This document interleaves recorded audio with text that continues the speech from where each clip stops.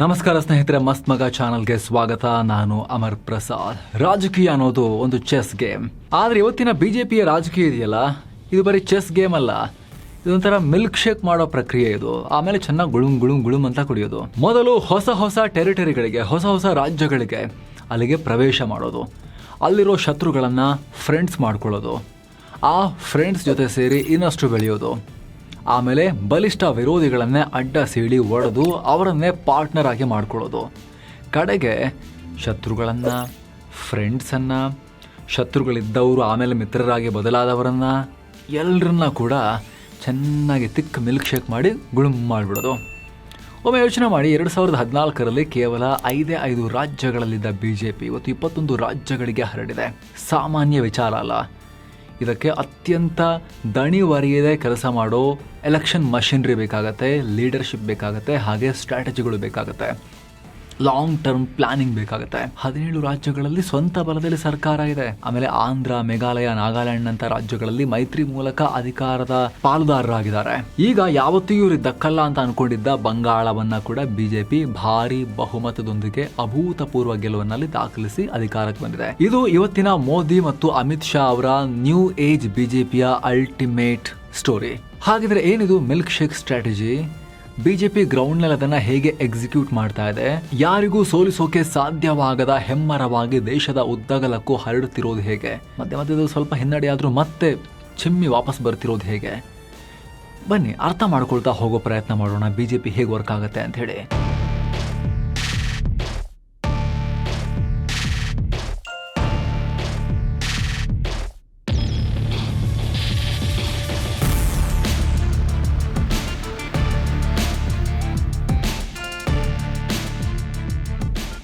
The surrender pattern. ಬದ್ಧ ವೈರಿಗಳನ್ನೇ ಭಕ್ತರನ್ನಾಗಿ ಮಾಡೋ ತಂತ್ರ. Yes, surrender pattern. ಶತ್ರುಗಳು ಸಂಪೂರ್ಣವಾಗಿ ಶರಣಾಗುವಂತೆ ಮಾಡೋದು. ಅದಕ್ಕೆ ಬೆಸ್ಟ್ ಎಕ್ಸಾಂಪಲ್ ಅಂದ್ರೆ ಬಿಹಾರದ ನಿತೀಶ್ ಕುಮಾರ್. ಭಾರತದ ರಾಜಕಾರಣದಲ್ಲಿ ನಿತೀಶ್ ಕುಮಾರ್ ಅವರಷ್ಟು ಉಲ್ಟಾ ಹೊಡೆದ ನಾಯಕ ಬಹುಶಃ ಇನ್ನೊಬ್ರಿಲ್ಲ. ಎಲ್ಲಿ ಉಲ್ಟಾ ಹೊಡೆದ್ರು ಅಧಿಕಾರ ಅವ್ರ ಕೈಲೇ ಇರಬೇಕು ಫೈನಲಿ, ಆ ಥರ ಇದ್ರು. ಮೋದಿ ಅವರ ಬದ್ಧ ವೈರಿಯಾಗಿದ್ರು.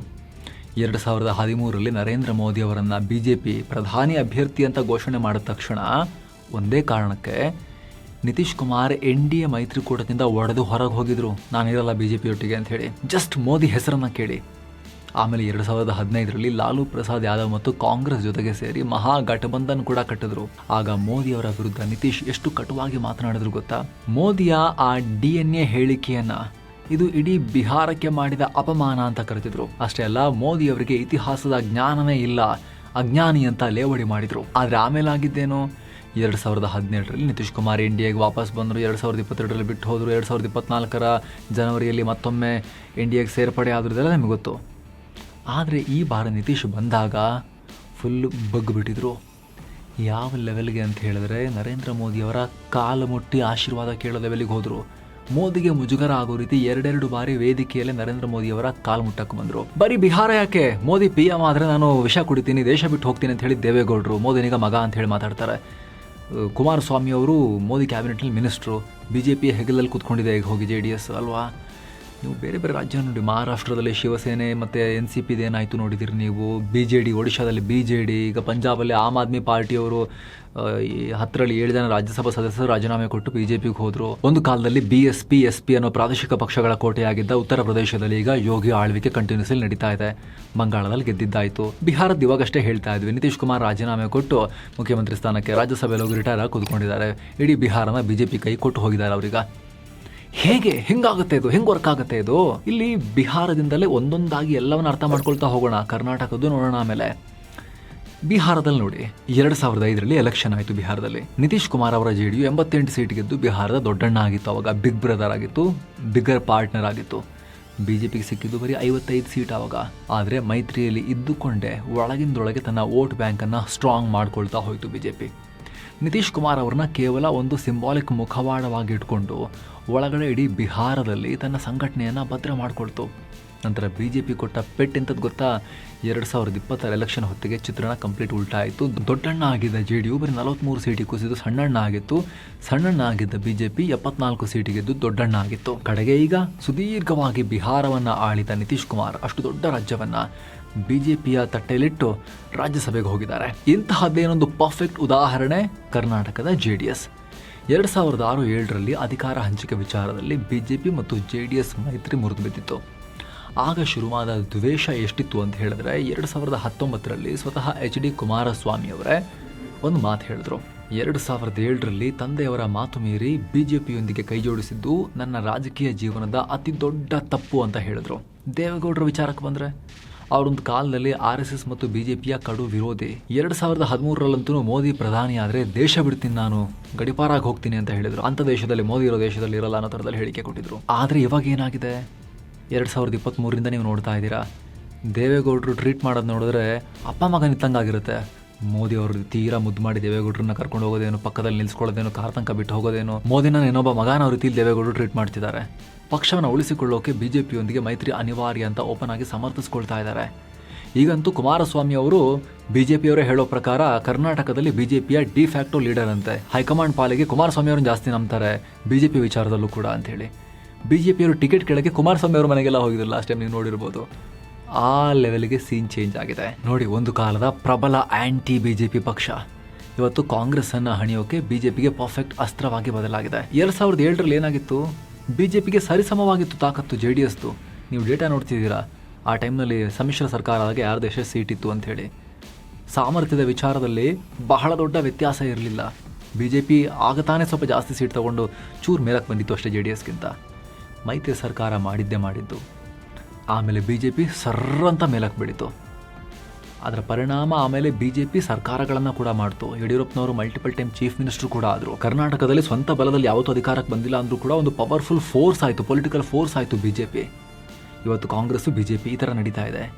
JDS ಆ ಬಿಜೆಪಿಯ ಹೆಗಲಲ್ಲಿ ಸಣ್ಣ ಮರಿ ಥರ ಕೂತ್ಕೊಂಡಿದೆ ಈಗ.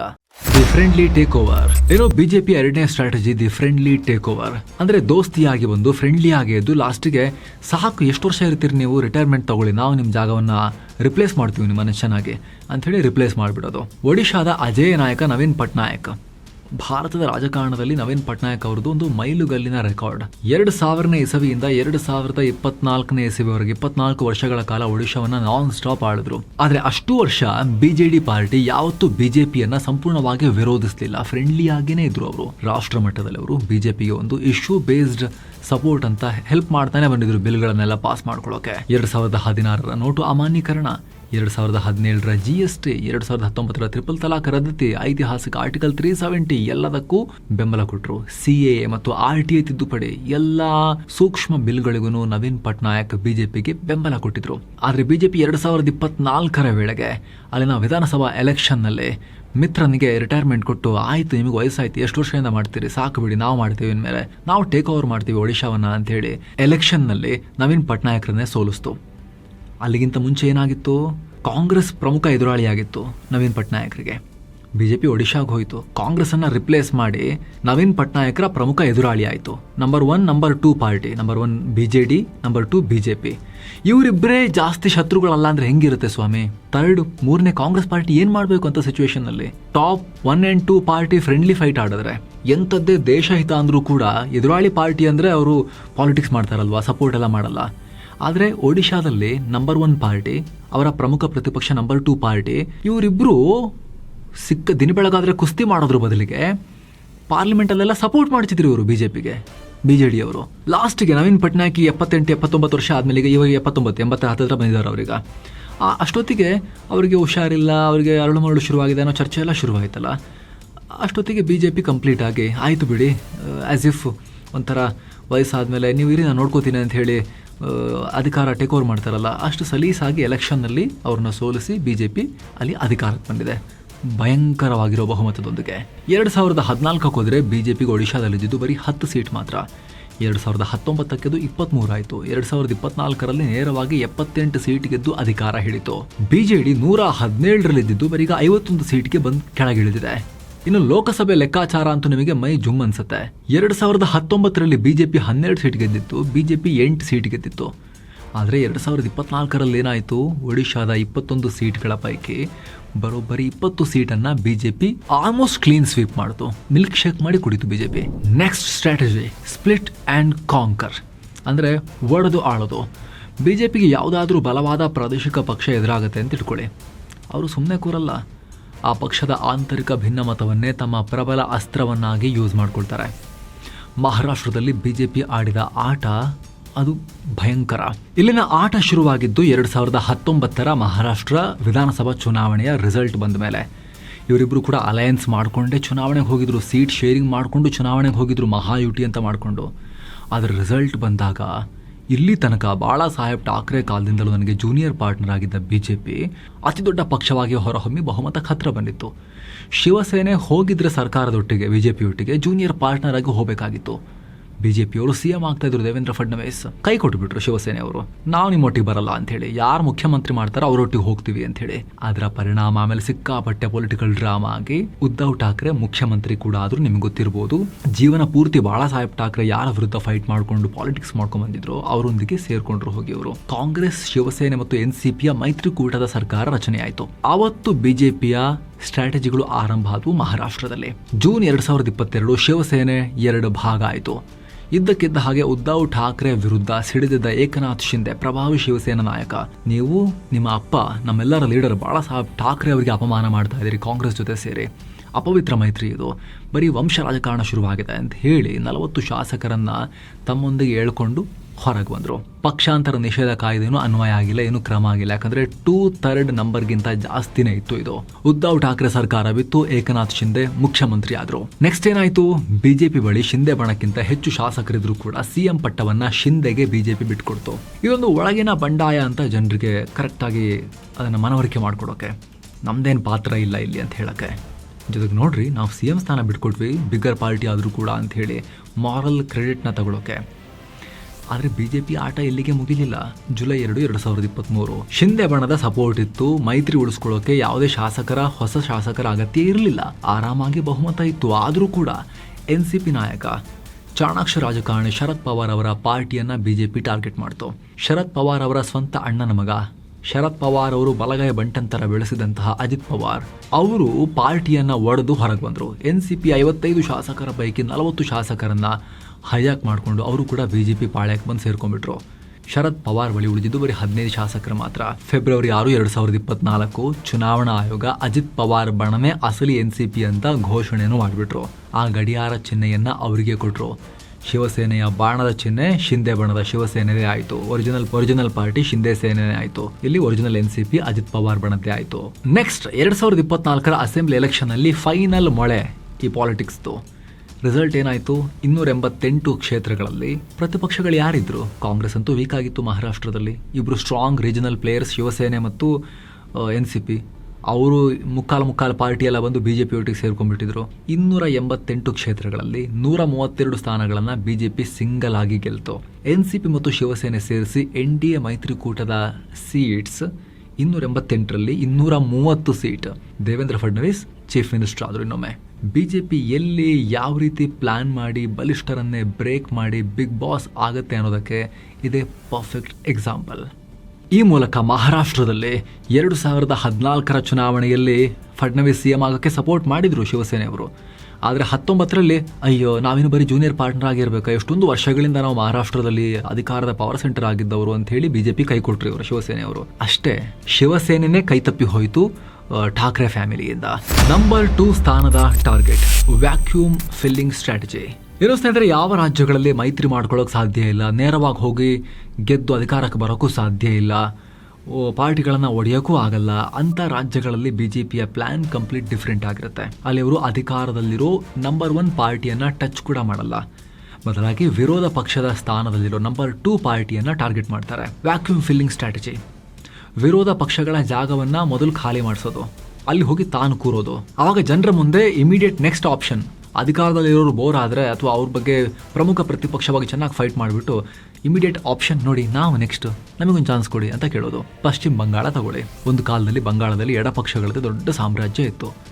2011 ಎಲೆಕ್ಷನ್ ಡೇಟಾ ತೆಗೆದು ನೋಡಿದ್ರೆ ಲೆಫ್ಟ್ ಮತ್ತು ಕಾಂಗ್ರೆಸ್ ಸೇರಿ ಬರೋಬ್ಬರಿ 102 ಸೀಟ್ ಗೆದ್ದಿದ್ರು. 2011ರಲ್ಲಿ ಅವರ ವೋಟ್ ಶೇರ್ ಆಲ್ಮೋಸ್ಟ್ 48% ಇತ್ತು. ಆ ಟೈಮ್ನಲ್ಲಿ ಬಂಗಾಳದಲ್ಲಿ ಬಿಜೆಪಿಗೆ ಇದ್ದು ಬಿಗ್ 0 ಮೊಟ್ಟೆ. ಆದರೆ 2021 ಎಲೆಕ್ಷನ್ ಹೊತ್ತಿಗೆ ಇಡೀ ಕಂಪ್ಲೀಟ್ ಚಿತ್ರಣ ಉಲ್ಟಾ ಆಯಿತು. ದಶಕಗಳ ಕಾಲ ಬಂಗಾಳವನ್ನು ಆಳಿದ ಲೆಫ್ಟ್ ಮತ್ತು ಕಾಂಗ್ರೆಸ್ ಅಕ್ಷರಶಃ ಧೂಳಿಪಟ ಆಗೋದ್ರು. ಅವರ 48% ವೋಟ್ ಶೇರ್ ಬರೀ 8%ಗೆ ಬಂದ್ಬಿತ್ತು. ಹಾಗಿದ್ರೆ ಆ 40% ಇವ್ರು ಕಳ್ಕೊಂಡಿರೋ ವೋಟ್ ಎಲ್ಲಿಗೆ ಹೋಯ್ತು? ಅದೆಲ್ಲ ಹೋಲ್ಸೇಲ್ ಆಗಿ ಶಿಫ್ಟ್ ಆಗಿದ್ದು ಬಿಜೆಪಿಗೆ. 0 ಸೀಟ್ನಲ್ಲಿದೆ ಬಿಜೆಪಿ 77 ಸೀಟುಗಳನ್ನು ಗೆದ್ದು ಇಡೀ ದೇಶಕ್ಕೆ ಅಚ್ಚರಿ ಮೂಡಿಸಿತು. ಅವರ ವೋಟ್ ಶೇರ್ 38%ಗೆ ಜಿಗಿತು. ಬರೋಬ್ಬರಿ 33% ವೋಟ್ ಶೇರ್ ಅನ್ನ ಒಂದೇ ಏಟಿಗೆ ಬಿಜೆಪಿ ತನ್ನ ಕಡೆಗೆ ಎಳ್ಕೊಂಡಿತ್ತು. ಆ ಮೂಲಕ ಮಮತಾ ಬ್ಯಾನರ್ಜಿ ವಿರುದ್ಧ ಏಕೈಕ ಪರ್ಯಾಯ ಆಲ್ಟರ್ನೇಟಿವ್ ಆಗಿ ಪ್ರಮುಖ ಪ್ರತಿಪಕ್ಷವಾಗಿ ಆ ಜಾಗವನ್ನ ಫಸ್ಟ್ ಫಿಲ್ ಮಾಡಿದ್ರು. ಒಂದು 10 ವರ್ಷ ಪ್ರತಿಪಕ್ಷದ ಸ್ಥಾನದಲ್ಲಿ ಚೆನ್ನಾಗಿ ಬಡಿದಾಡಿದ್ರು. ಆಮೇಲೆ ಫೈನಲ್ ಈಗ ಮಮತಾ ಕೋಟೆಯನ್ನು ಕೆಡವಿ ಬಂಗಾಳದಲ್ಲಿ ಬಿಜೆಪಿ ಬಾವುಟವನ್ನ ಹಾರಿಸಿದ್ದಾರೆ. ಸೇಮ್ ವಿಚಾರ ಸ್ನೇಹಿತರೆ ದಿಲ್ಲಿಯಲ್ಲೂ ಆಯಿತು. ದಿಲ್ಲಿಯಲ್ಲಿ ಬಿಜೆಪಿಗೆ ಬಹಳ ವರ್ಷಗಳಿಂದ ಗಿಟ್ತಾ ಇರಲಿಲ್ಲ. ಶೀಲಾ ದೀಕ್ಷಿತ್ ನಿರಂತರವಾಗಿ ಗೆದ್ದು ಬರ್ತಾ ಇದ್ರು. ಅಲ್ಲಿ ಆಮ್ ಆದ್ಮಿ ಪಾರ್ಟಿ ಬಂತು. ಆಮ್ ಆದ್ಮಿ ಪಾರ್ಟಿ ಪ್ರಮುಖ ಪಕ್ಷ ಆಯಿತು 2013ರಿಂದ. ಆಮೇಲೆ ನಿರಂತರವಾಗಿ ಅಲ್ಲೊಂದು ಶಾರ್ಟ್ ಟರ್ಮ್, ಆಮೇಲೆ ಮತ್ತೆ ಬ್ಯಾಕ್ ಟು ಬ್ಯಾಕ್ 2 ಟರ್ಮ್ ಗೆದ್ರಲ್ಲ ಆಮ್ ಆದ್ಮಿ ಪಾರ್ಟಿಯವರು. ಪ್ರಮುಖ ಪಕ್ಷ ಆಯಿತು, number 1 party Aam Aadmi party ದಿಲ್ಲಿದು. ಅಲ್ಲಿ ಬಿಜೆಪಿ ಏನು ಮಾಡ್ತು? ಆಮ್ ಆದ್ಮಿ ಪಾರ್ಟಿನ ಕೂಡಲೇ ಏನು ಮಾಡೋಕ್ಕಾಗಿಲ್ಲ. ಅಲ್ಲಿ ವಿಪಕ್ಷವಾಗಿದ್ದ ಕಾಂಗ್ರೆಸ್ ಅನ್ನ ರಿಪ್ಲೇಸ್ ಮಾಡ್ತು. ಕಾಂಗ್ರೆಸ್ ಫುಲ್ ಸತ್ಯಾನಾಶ ಆಗೋಯ್ತಲ್ಲಿ. ಅಲ್ಲಿ BJP versus am Aadmi party ತರ ಇತ್ತು ಸಂಘರ್ಷ. 10 ವರ್ಷ ಬಡದಾಡಿದ್ಮೇಲೆ ಫೈನಲಿ ಕೇಜ್ರಿವಾಲ್ರ ಪಾರ್ಟಿಯನ್ನ ಕೂಡ ಧೂಳಿಪಟ ಮಾಡಿ ಈಗ ದಿಲ್ಲಿಯಲ್ಲಿ ಬಿಜೆಪಿ ಅಧಿಕಾರಕ್ಕೇರಿದೆ. ಹಾಗಂತ ಇಲ್ಲಿ ಬಿಜೆಪಿಯನ್ನ ಬ್ಲೇಮ್ ಮಾಡೋಕ್ಕಾಗಲ್ಲ. ಇವರೆಲ್ಲ ಬಹಳ ಅಮಾಯಕರು, ತುಂಬಾ ಹಾಲು ಕುಡಿತಾ ಸುಮ್ಮನೆ ಕೂತಿದ್ದ ಮಕ್ಕಳು ಇವರು, ಇವ್ರಿಗೇನು ಗೊತ್ತಿರಲಿಲ್ಲ ಅಂತಲ್ಲ. ಇಲ್ಲಿ ಸೋತ ಪಕ್ಷಗಳು ಅಥವಾ ಬಿಜೆಪಿ ಸೋಲಿಸಿದ ಪಕ್ಷಗಳು ಅವರ ದುರಾಡಳಿತ, ಅವರ ವೀಕ್ನೆಸ್, ಅವರ ಐಡಿಯಾಲಜಿಕಲ್ ವೀಕ್ನೆಸಸ್, ವಂಶ ರಾಜಕಾರಣ, ಅವರ ಲೇಜಿನೆಸ್ ಎಲ್ಲದೂ ಕೂಡ ಕೆಲಸ ಮಾಡಿದೆ. ಇಲ್ಲಿ ಯಾರು ಇಲ್ಲಿ ಬ್ಲೇಮ್ ಮಾಡ್ತಿಲ್ಲ. ಪಾಲಿಟಿಕ್ಸ್ ಹೆಂಗ್ ವರ್ಕ್ ಆಗ್ತಿದೆ ಅಂತ ಅಷ್ಟೇ ನಾವು ಹೇಳ್ತಾ ಇದೀವಿ. ಕಿಂಗ್ ಮೇಕರ್ ನಿಂದ ಕಿಂಗ್, ಇದು ಹಳೆ ಸ್ಟ್ರಾಟಜಿ. ಇದು ಬಿಜೆಪಿ ಮೊದಲಿಂದಲೂ ಫಾಲೋ ಮಾಡ್ತಾ ಬರ್ತಾ ಇದೆ. 90s ನಲ್ಲಿ ಆಗಿರೋ ಸ್ಟೋರೀಸ್ ನೋಡಿ. ಸ್ವಂತ ಬಲ ಇಲ್ಲದ ಕಡೆ ಅಥವಾ ತಮಗೆ ಪೊಲಿಟಿಕಲ್ ಅನ್ಟಚಬಿಲಿಟಿ, ನಮ್ಮನ್ನು ಯಾರೂ ಮುಸ್ತಿಲ್ಲ ಅನ್ನೋ ಕಡೆಗಳಲ್ಲಿ ಪ್ರಾದೇಶಿಕ ಘಟಾನುಘಟಿ ನಾಯಕರಿಗೆ ಹೆಗಲು ಕೊಟ್ಟು ಸಪೋರ್ಟ್ ಮಾಡಿ ಪ್ರಾದೇಶಿಕ ನಾಯಕರನ್ನ ಪಟ್ಟದಲ್ಲಿ ಕೂರಿಸಿ ಸ್ವಲ್ಪ ಟೈಮು, ಆಮೇಲೆ ಇಳಿರಿ ಸಾಕು ನಾವು ಕೂರ್ತೀವಿ ಅಂತ ಬಿಜೆಪಿ ಆಮೇಲೆ ಕೂತ್ಕೊಂಡಿದೆ. ಇದಕ್ಕೆ ಬೆಸ್ಟ್ ಉದಾಹರಣೆ ಅಂದರೆ ಭಾರತದ ರಾಜಕೀಯ ರಣರಂಗ ಉತ್ತರ ಪ್ರದೇಶ. ಜೂನ್ 1995 UPಯ ಪಾಲಿಟಿಕ್ಸ್ನಲ್ಲಿ ಒಂದು ದೊಡ್ಡ ಇತಿಹಾಸ ಸೃಷ್ಟಿಯಾಯಿತು. BSP ನಾಯಕಿ ಮಾಯಾವತಿ, ದಲಿತ ಮತ ಬ್ಯಾಂಕ್ಗಳ ಮೇಲೆ ಡಿಪೆಂಡ್ ಆಗಿದ್ದ ಪಾರ್ಟಿ ಮಾಯಾವತಿಯವರ ಪಾರ್ಟಿ, ಮೊದಲ ಬಾರಿಗೆ ಮುಖ್ಯಮಂತ್ರಿಯಾಗಿ ಪ್ರಮಾಣ ವಚನ ಸ್ವೀಕರಿಸಿದ್ರು ಅವತ್ತು. ಆದರೆ ಅವ್ರನ್ನ CM ಕುರ್ಚಿಯಲ್ಲಿ ಕೂರಿಸಿದ್ದು ಯಾರು ಗೊತ್ತಾವತ್ತು? ಬಿಜೆಪಿ. 1995, 97, 2002 ಹೀಗೆ ಬರೋಬ್ಬರಿ 3 ಸಲ ಬಿಜೆಪಿ ಮಾಯಾವತಿ ಅವ್ರನ್ನ CM ಮಾಡಿ ಸರ್ಕಾರದಲ್ಲಿ ಕೂರಿಸ್ತು, ಹೊರಗಿನಿಂದ ಬೆಂಬಲ ಕೊಟ್ಟು. ಇದರ ಪರಿಣಾಮ ಏನಾಯಿತು? ಉತ್ತರ ಪ್ರದೇಶದಲ್ಲಿ ಬಿಜೆಪಿಗೆ ಇನ್ನೂ ದೊಡ್ಡ ಪ್ರಮಾಣದಲ್ಲಿ ಅಕ್ಸೆಪ್ಟೆನ್ಸ್, ಸ್ವೀಕಾರಾರ್ಹತೆ ಬಂತು ಬಿಜೆಪಿಗೆ. ಬಿಜೆಪಿಯ ಕೆಲವು ವರ್ಗಕ್ಕೆ ಸೀಮಿತವಾಗಿದ್ದ ಪಾರ್ಟಿ ಇವರು ಕೇವಲ ಶ್ರೀಮಂತರು, ವ್ಯಾಪಾರಿಗಳು, ಸೋ ಕಾಲ್ಡ್ ಅಪ್ಪರ್ ಕ್ಲಾಸ್ ಇವ್ರು ಮಾತ್ರ ಸಪೋರ್ಟ್ ಮಾಡ್ತಾರೆ. ಸೋ ಕಾಲ್ಡ್ ಲೋವರ್ ಕ್ಲಾಸ್, ನಾವು ಯಾರಿಗೂ ಅಪ್ಪರ್ ಕ್ಲಾಸ್ ಲೋವರ್ ಕ್ಲಾಸ್ ಅಂತ ಕನ್ಸಿಡರ್ ಮಾಡಲ್ಲ, ಬಟ್ ಪೊಲಿಟಿಕಲಿ ಇವ್ರು ಮಾಡೋದ್ರಿಂದ ಹೇಳ್ತಾ ಇದ್ದೀವಿ. ಇವ್ರು ಯಾರೂ ಕೂಡ ಸಪೋರ್ಟ್ ಮಾಡಲ್ಲ ಅನ್ನೋ ಒಂದು ಏನು ಥಾಟ್ ಪ್ರೊಸೆಸ್ ಇತ್ತಲ್ಲ, ಅದನ್ನು ಬಿಜೆಪಿ ಡೈಲ್ಯೂಟ್ ಮಾಡ್ತು. 3 ಬಾರಿ ಮಾಯಾವತಿಯವ್ರನ್ನ CM ಸ್ಥಾನದಲ್ಲಿ ಕೂರಿಸೋಕೆ ಸಪೋರ್ಟ್ ಮಾಡೋ ಮೂಲಕ ತನ್ನ ವಿಶ್ವಾಸಾರ್ಹತೆಯನ್ನು UPಯಲ್ಲಿ ಎಲ್ಲ ಸೆಕ್ಷನ್ಗಳಲ್ಲೂ ಕೂಡ ಜಾಸ್ತಿ ಮಾಡ್ಕೊಳ್ತು ಬಿಜೆಪಿ. ಸರಿ, ಆಮೇಲೆ ಏನಾಯಿತು? ಬಿಜೆಪಿ ಎಷ್ಟು ಲಾಂಗ್ ಗೇಮ್ ಮಾಡಿದೆ ನೋಡಿ. 90s ಶುರು ಮಾಡಿದ್ದೀವಿ ನಾವು. 2007ರಲ್ಲೂ ಕೂಡ BSP UPಯಲ್ಲಿ ಬಹುಮತ ಪಡೆದು ಸಿಂಗಲ್ ಲಾರ್ಜೆಸ್ಟ್ ಪಾರ್ಟಿಯಾಗಿ ಪೀಕ್ನಲ್ಲಿತ್ತು. ಮಾಯಾವತಿ ಸ್ವಂತ ಬಲದಲ್ಲಿ 5 ವರ್ಷ ಸರ್ಕಾರ ನಡೆಸಿದ್ರು. ಆದರೆ ಇವತ್ತಿನ 2024ರ ಲೋಕಸಭಾ ಎಲೆಕ್ಷನ್ ಡೇಟಾ ತೆಗೆದು ನೋಡಿದ್ರೆ BSP ಪರಿಸ್ಥಿತಿ ನಿಮಗೆ ಶಾಕ್ ಆಗುತ್ತೆ. UPಯಲ್ಲಿ BSP ವೋಟ್ ಶೇರ್ ಕೇವಲ 9%ಗೆ ಇಳಿದು ಹೋಗಿದೆ ಪಾತಾಳಕ್ಕೆ. ಅಷ್ಟೇ ಅಲ್ಲ, 80 ಲೋಕಸಭಾ ಸೀಟ್ಗಳಿರೋ UPಯಲ್ಲಿ ಒಂದೇ ಒಂದು ಸಿಂಗಲ್ ಸೀಟ್ BSP ಗೆದ್ದಿಲ್ಲ. ವಿಧಾನಸಭೆಯಲ್ಲಿ ಅವರದ್ದು ಹೀನಾಯ ಪರಿಸ್ಥಿತಿ ಇದೆ. ಬಿಜೆಪಿ ಬ್ಯಾಕ್ ಟು ಬ್ಯಾಕ್ ಬಹುಮತಗಳನ್ನ 2 ಸಲ ಉತ್ತರ ಪ್ರದೇಶದಲ್ಲಿ ಗೆದ್ದಿದೆ. ಯೋಗಿ ಆದಿತ್ಯನಾಥ್ ತುಂಬಾ ಸಾಲಿಡ್ ಆಗಿ ಅಲ್ಲಿ ಎಸ್ಟಾಬ್ಲಿಷ್ ಆಗಿದ್ದಾರೆ. UPಯ ಹೊಸ ಲೀಡರ್ ಆಗಿ ಮಾಯಾವತಿ ಅವ್ರನ್ನ ಕ್ಲೀನ್ ಆಗಿ ಬಿಜೆಪಿ ರಿಪ್ಲೇಸ್ ಮಾಡಿದೆ ಉತ್ತರ ಪ್ರದೇಶದಲ್ಲಿ. ತನ್ನ ಶಕ್ತಿಯೊಂದಿಗೆ ಮಾಯಾವತಿಯವರ ಶಕ್ತಿಯನ್ನು ಕೂಡ ಸೇರ್ಕೊಂಡು ಮಿಲ್ಕ್ ಶೇಕ್ ಮಾಡಿ ಕುಡಿದು ಬಲಿಷ್ಠವಾಗಿ ನಿಂತ್ಕೊಂಡಿದೆ. ಈಗ ದಕ್ಷಿಣದಲ್ಲೂ ಬಿಜೆಪಿ ಇದೇ ಪ್ರಯತ್ನದಲ್ಲಿದೆ. ಕಡು ದ್ರಾವಿಡ ರಾಜಕಾರಣ ಇದ್ದಂತಹ ತಮಿಳುನಾಡಿನಲ್ಲಿ ಬಿಜೆಪಿ ಏನ್ ಮಾಡ್ತು? ಜಯಲಲಿತಾ ಅವರೊಂದಿಗೆ ತುಂಬಾ ಫ್ರೆಂಡ್ಶಿಪ್ ಅನ್ನ ಮಾಡ್ತು. 1998, 1999 ಲೋಕಸಭಾ ಎಲೆಕ್ಷನ್ಗಳಲ್ಲಿ ಪ್ರಬಲ AIADMK ಯೊಂದಿಗೆ ಮೈತ್ರಿ ಮಾಡಿಕೊಂಡು ನ್ಯಾಷನಲ್ ಲೆವೆಲ್ನಲ್ಲಿ NDA ಮೈತ್ರಿಕೂಟವನ್ನ ಸ್ಟ್ರಾಂಗ್ ಮಾಡಿಕೊಂಡ್ರು. ತಮಿಳುನಾಡಿನಲ್ಲಿ ನಿಧಾನಕ್ಕೆ ಬೇರು ಬಿಡೋಕೆ ಪ್ರಯತ್ನ ಅವತ್ತಿನಿಂದಲೂ ನಡೀತಾನೆ ಇದೆ ಬಿಜೆಪಿದು. ಇವಾಗ ಜಯಲಲಿತಾ ಅವರಿಲ್ಲ. AIADMK ಪಾರ್ಟಿಯಲ್ಲಿ ಪಳನಿಸ್ವಾಮಿ ಅವ್ರಿಗೂ ಕೂಡ 70-76 ವರ್ಷ ಆಗಿ ಹೋಗಿದೆ. ಅದಾದ್ಮೇಲೆ ಲೀಡರ್ಸೇ ಸರಿಯಾಗಿಲ್ಲ ಆ ಪಾರ್ಟಿಯಲ್ಲಿ. ಇವಾಗ ಬೇರೆ ಎಲೆಕ್ಷನ್ ಸೋತ್ ಹೋಗಿದ್ದಾರೆ. ಮೈತ್ರಿ ಬ್ರೇಕ್ ಆಗಿದ್ರೂ ಕೂಡ ಎಲೆಕ್ಷನ್ ಟೈಮ್ನಲ್ಲಿ ಅಣ್ಣಾಮಲೈ ಅವ್ರನ್ನ ಸುಮ್ಮನೆ ಸೈಡಿಗೆ ಕೂರಿಸಿನಾದ್ರೂ ಕೂಡ ಮೈತ್ರಿ ಮಾಡ್ಕೋಬೇಕು DMK ಒಂದಿಗೆ. DMK ಮೈತ್ರಿ ಬೇಕು, ಸೋಲ್ತೀವೋ ಬಿಡ್ತೀವೋ ಅವ್ರ ಜೊತೆ ಇದ್ದಂಗೆ ಆಗಬೇಕು. DMK ಒಂದಿಗೆ ನಾವು ಚೆನ್ನಾಗಿದ್ದೀವಿ, ನಮಗೆ DMK ನೋಡಿ ಒಪ್ಕೊಂಡಿದೆ, ದ್ರಾವಿಡ ಪಕ್ಷ ಒಪ್ಕೊಂಡಿದೆ ನಮ್ಮೊಂದಿಗೆ ಅನ್ನೋ ಮೆಸೇಜ್ ಪಾಸ್ ಆಗಬೇಕು. ತಮಿಳ್ನಾಡಿನಲ್ಲಿ ಲೋಕಲ್ ಫ್ಲೇವರ್ನಲ್ಲಿ ನಾವು ಕೂಡ ಸಹಜವಾಗಿ ಕಾಣಿಸ್ಬೇಕು, ನಮ್ಮ ಅಕ್ಸೆಪ್ಟೆನ್ಸ್ ಜಾಸ್ತಿ ಆಗಬೇಕು. ಮುಂದಿನ ದಿನಗಳಲ್ಲಿ ಹೋಗ್ತಾ ಹೋಗ್ತಾ DMKಯನ್ನು BJP ರಿಪ್ಲೇಸ್ ಮಾಡೋದು ಬಹುತೇಕ ಖಚಿತ ಸ್ನೇಹಿತರೆ. ಹೀಗೆ ಕಂಟಿನ್ಯೂ ಆದರೆ ಟ್ರೆಂಡ್ ನೋಡಿ ಮುಂದೆ ಏನಾಗುತ್ತೆ ಅಂತ ಹೇಳಿ. ಇದೊಂದು ಗೆಸ್ ವರ್ಕ್, ಊಹೆ ಇದು, ಆದರೆ ಕ್ಯಾಲ್ಕುಲೇಟೆಡ್ ಗೆಸ್ ವರ್ಕ್ ಇದು. ಬೇರೆಲ್ಲ ರಾಜ್ಯಗಳಲ್ಲಿ ಹೇಗಾಗಿದೆ ಅದರ ಬೇಸಿಸ್ ಮೇಲೆ TVK ಇರುತ್ತೆ. ಸ್ಟಾಲಿನ್ ಅವರ ಪಾರ್ಟಿ ಇನ್ನೂ ಕೂಡ ಸ್ಟ್ರಾಂಗೇ ಇದೆ ಅದು. ಆದರೆ ಸೌದ್ ಹೋಗ್ತಿರೋದು DMK. ಅವರೊಟ್ಟಿಗೆ ತುಂಬ ಕ್ಲೋಸ್ ಇರೋದು ಯಾರು? BJP. ಅಲ್ಲಿ ಯಾವುದೇ ಫ್ಯಾಮಿಲಿ ಇಲ್ಲ, ಜಯಲಲಿತಾ ಅವರ ಫ್ಯಾಮಿಲಿ ಇಲ್ಲ ಅವ್ರ ಮಕ್ಕಳು ಮುಂದುವರ್ಸ್ಕೊಂಡು ಹೋಗೋಕ್ಕೆ ಅಲ್ವಾ. ಹಾಗೆ ಪಳನಿಸ್ವಾಮಿಗೆ ಏಜ್ ಆಗಿದೆ. ನೆಕ್ಸ್ಟ್ ಅಂತ ದೊಡ್ಡ ಸ್ಟ್ರಾಂಗ್ ಲೀಡರ್ಸ್ DMKಯನ್ನು ಗಟ್ಟಿಯಾಗಿ ಹಿಡ್ಕೊಂಡು ಇನ್ನೊಂದು 10 ವರ್ಷ 15 ವರ್ಷ ಮುನ್ನಡೆಸೋ ರೀತಿ ಯಾರೂ ಕಾಣಿಸ್ತಿಲ್ಲ ಅಲ್ಲಿ. ನೋಡ್ಬೇಕೇನಾಗುತ್ತೆ ತಮಿಳ್ನಾಡಿನಲ್ಲಿ ಅಂತ ಹೇಳಿ. ದಿ ಇಂಪೋರ್ಟ್ ಸ್ಟ್ರಾಟಜಿ, ಹೊಸ ನಾಯಕರು, ಹಳೆ ಸಿದ್ಧಾಂತ, ಇದೆಲ್ಲ ನೋಡಿದ್ರೆ ನಿಮಗೊಂದು ಪ್ರಶ್ನೆ ಕಾಡುತ್ತೆ. ಅಡ್ವಾಣಿ ವಾಜಪೇಯಿ ಅವರ ಕಾಲದ BJPಗೂ ಇವತ್ತಿನ ಮೋದಿ ಶಾ ಕಾಲದ BJPಗೂ ಏನು ವ್ಯತ್ಯಾಸ ಅಂತ. ಬಹಳ ದೊಡ್ಡ ವ್ಯತ್ಯಾಸ ಇದೆ. ವಾಜಪೇಯಿ ಅವರ ಕಾಲದಲ್ಲಿ BJP ಮೈತ್ರಿ ಧರ್ಮಕ್ಕೆ ಕಟ್ಟು ಬೀಳ್ತಾ ಇತ್ತು. ಆಗಿನ ಕಾಲದಲ್ಲಿ ಸಿದ್ಧಾಂತದ ಪ್ಯೂರಿಟಿ ಬಗ್ಗೆ ಬಹಳ ತಲೆ ಕೆಡಿಸ್ಕೊಳ್ತಾ ಇದ್ರು. ಮಿತ್ರರೊಂದಿಗೂ ಕೂಡ ಅಷ್ಟೇ, ಜೂನಿಯರ್ ಪಾರ್ಟ್ನರ್ ಆಗಿ ನೆಮ್ಮದಿಯಿಂದ ಇರ್ತಾ ಇದ್ರು. ಇಲ್ಲ ಎಲ್ಲ ರಾಜ್ಯಗಳಲ್ಲಿ ನಾವು ನಂಬರ್ 1 ಆಗಿರಬೇಕು ಅಂತ ಹೇಳಿ ಅವರು ಅಗ್ರೆಸಿವ್ನೆಸ್ ತೋರಿಸ್ತಾ ಇರಲಿಲ್ಲ, ಸಾಫ್ಟ್ ಇದ್ರು. ಆದರೆ ಮೋದಿ ಶಾ ಕಾಲದ BJP ಹಾಗಲ್ಲ.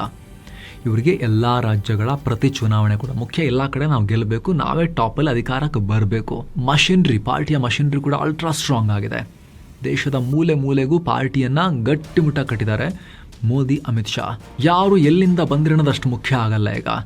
ಆದರೆ BJP ಒಳಗೆ ಬಂದ ಮೇಲೆ ಹೇಗೆ ನೀವು BJPಗರಾಗಿ ಬದಲಾಗ್ತೀರಾ ಅದು ಮುಖ್ಯ.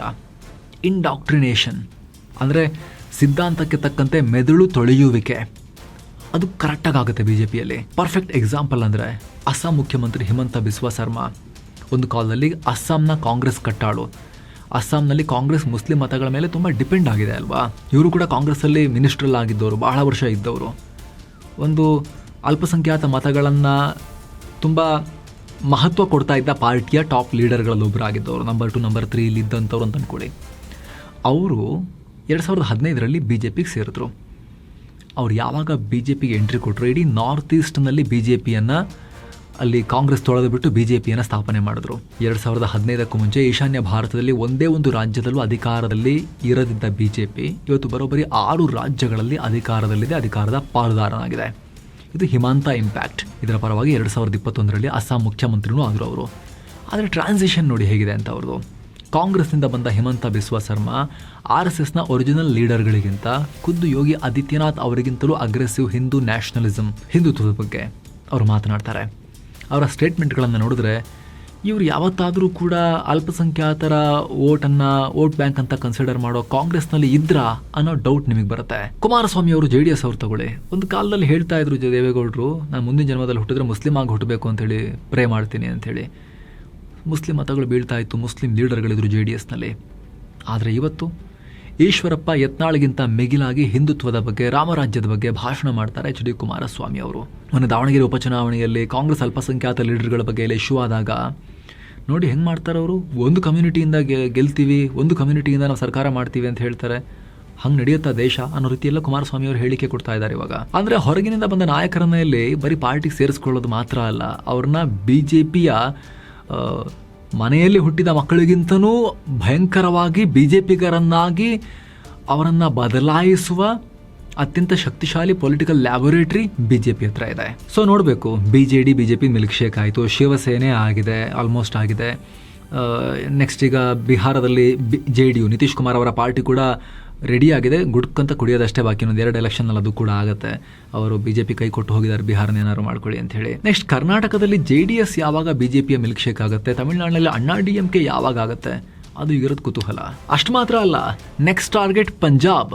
ಅಲ್ಲಿ ಶಿರೋಮಣಿ ಅಕಾಲಿದಳ ಅರ್ಧಕ್ಕರ್ಧ BJPಯೊಂದಿಗೆ ನೆಕ್ಸ್ಟ್ ಎಲೆಕ್ಷನ್ ಟೈಮ್ನಲ್ಲೇ ಹೋದರೂ ಆಶ್ಚರ್ಯ ಇಲ್ಲ ಅಂತ ಹೇಳಲಾಗ್ತಿದೆ. ಮೊನ್ನೆ ಪಂಜಾಬ್ ಆಮ್ ಆದ್ಮಿ ಪಾರ್ಟಿಯ ರಾಜ್ಯಸಭಾ ಸದಸ್ಯರು 10ರಲ್ಲಿ 7 ಜನ ರಾಜೀನಾಮೆ ಕೊಟ್ಟು BJPಗೆ ಹೋಗಿದ್ದಾರೆ. ಎಲ್ಲ ಪಂಜಾಬಿ ಪ್ರಮುಖ ಮುಖಗಳು, ಆಮ್ ಆದ್ಮಿ ಪಾರ್ಟಿಯನ್ನು ಪಂಜಾಬ್ನಲ್ಲಿ ಗೆಲ್ಲಿಸಿದ ಮುಖಗಳು, ಅವರೆಲ್ಲರೂ ಕೂಡ ಸ್ಟ್ರಾಟಜಿ ಮಾಡಿದವರು. ಹಾಗೆ ಕೇರಳದಲ್ಲಿ ಎಡಪಕ್ಷಗಳು ಸೋತಿದ್ದಾರೆ. ಇಡೀ ದೇಶದಲ್ಲಿ ಎಡಪಕ್ಷಗಳು ಎಲ್ಲೂ ಇಲ್ಲ ಈಗ.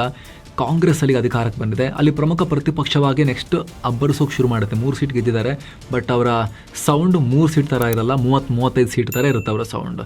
ಅಲ್ಲಿ ಲೆಫ್ಟನ್ನು ರಿಪ್ಲೇಸ್ ಮಾಡೋಕ್ಕೆ ಟ್ರೈ ಮಾಡ್ತಾರೆ. ಈಗ ಬಂಗಾಳದಲ್ಲಿ TMC ಇದ್ದಾಗ, ಮಮತಾ ಇದ್ದಾಗ ಲೆಫ್ಟನ್ನು ರಿಪ್ಲೇಸ್ ಮಾಡಿದ್ರಲ್ಲ ಕಮ್ಯುನಿಸ್ಟರನ್ನ, ಫಸ್ಟಿಗೆ ಪ್ರತಿಪಕ್ಷ ಆದ್ರಲ್ಲ. ಹಾಗೆ ಈಗ ಕೇರಳದಲ್ಲಿ ಇವ್ರು ಏನು ಮಾಡ್ತಾರೆ ಅಂತ ಹೇಳಿದ್ರೆ ಕಮ್ಯುನಿಸ್ಟರನ್ನು ರಿಪ್ಲೇಸ್ ಮಾಡಿ ಪ್ರಮುಖ ಪ್ರತಿಪಕ್ಷ ಆಗೋಕ್ಕೆ ಪ್ರಯತ್ನ ಪಡ್ತಾರೆ ಫಸ್ಟಿಗೆ. ಆ ಎಫರ್ಟ್ ಶುರುವಾಗುತ್ತೆ ಈಗ. ಸೊ ಇದೆಲ್ಲದರ ಪರಿಣಾಮ ಬರೀ 5 ರಾಜ್ಯಗಳಿಂದ ಶುರುವಾದ ಈ ಪಯಣ 21 ರಾಜ್ಯಗಳಿಗೆ ತಲುಪಿದೆ. ಮುಂದೆ ನೋಡ್ಬೇಕು ಏನಾಗ್ತಾ ಹೋಗುತ್ತೆ ಅಂತ ಹೇಳಿ. ಒಟ್ನಲ್ಲಿ ಮಿಲ್ಕ್ ಶೇಕ್ ಸ್ಟ್ರಾಟಜಿ ಅಂತೂ ಚೆನ್ನಾಗಿ ವರ್ಕ್ ಆಗ್ತಾ ಇದೆ. ನಿಮಗೆ ಏನಿಸ್ತಾ ಇದೆ ಸ್ನೇಹಿತರೆ? ಇದರಲ್ಲಿ ನಿಮಗೆ ತಿರುಳು ಕಾಣಿಸ್ತಾ ಇದೆಯಾ? ನಿಮಗೆ ಪ್ಯಾಟರ್ನ್ ಅರ್ಥ ಆಯ್ತಲ್ಲ ಸ್ನೇಹಿತರೆ?